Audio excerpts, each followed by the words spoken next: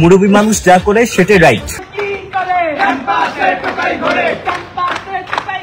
নিন্দুকদের মুখ বন্ধ করতে জবাব ছাড়াও যে আরও উপায় থাকতে পারে তারই নজির দেখালেন ডাকসুর কার্যনির্বাহী সদস্য সর্বমিত্র চাকমা।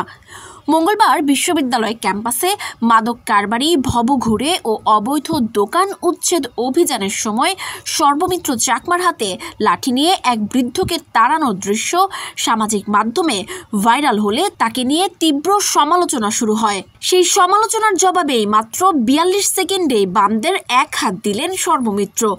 মুরব্বী মানুষ শিরোনামের ৪২ সেকেন্ডের ভিডিওতে দেখা যায় এক তরুণ শিক্ষার্থী মোবাইল স্ক্রল করতে করতে হাঁটছেন।